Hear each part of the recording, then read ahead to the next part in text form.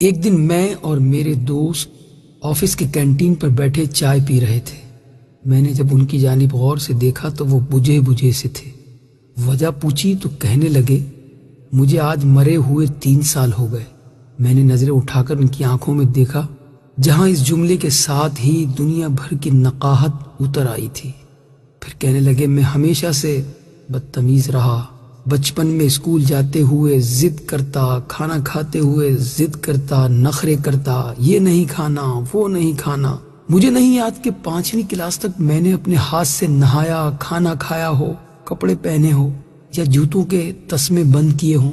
باپ، بہن اور بھائی کی محبت مجھے نہ مل سکی۔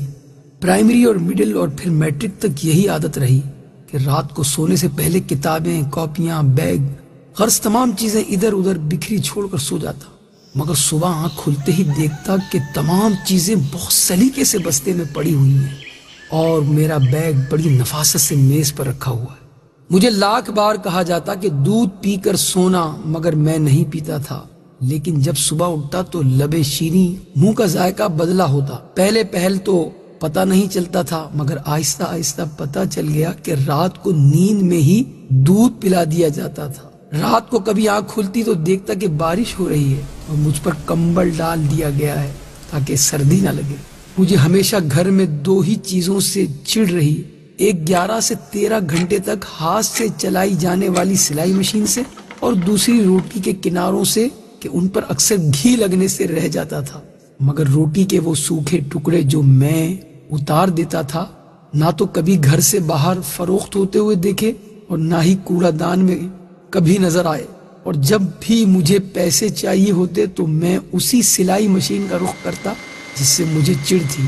جب بھی مجھے کبھی معمول سے ہٹ کر زیادہ پیسوں کی ضرورت ہوتی تو دیکھتا کہ گھر میں سلائی مشین کے چلنے کا دورانیہ 16 گھنٹے تک جا پہنچتا۔ مجھے یاد ہے کالج میں داخلے کے وقت مجھے 1500 روپے چاہیے تھے۔ میں نے گھر آ کر بتا دیا۔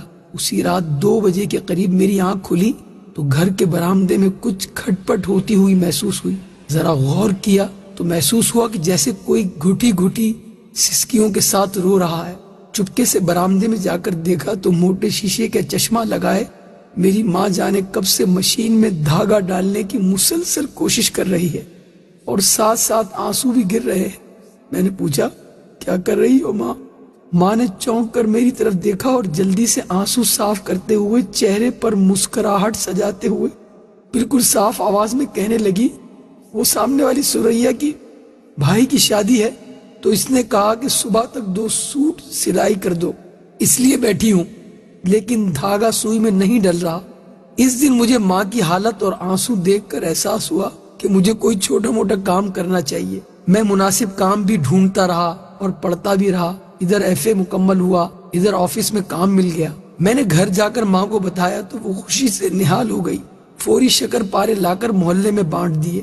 ایک دن میں کام سے گھر آ کر لیٹ گیا، تھوڑی تھکاوٹ ہو رہی تھی، پاؤں چارپائی سے لٹکائے ہی سو گیا۔ جب اٹھا تو دیکھا کہ خلاف معمول آج نہ جوتے میرے پاؤں سے اترے تھے اور نہ ہی کھانا بنا تھا۔ ماں کو آواز دی، ماں ماں اے ماں اے ماں، ماں اٹھیے، بھوک لگی ہے۔ چیخ چیخ کر رویا، 1000 منتیں کی، مگر شاید ماں اب کے بعد اٹھنے کے لیے نہیں سوئی تھی۔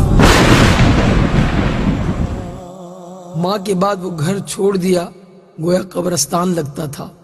ادھر دیار غیر میں آ کر اپنا سارا کام خود ہی کرتا ہوں تو سوچتا ہوں کہ میں نے کبھی جس کی خدمت نہ کی اور نہ کبھی آسائش و سکون اسے دیا، وہ میری ماں تھی، نوکرانی نہیں تھی۔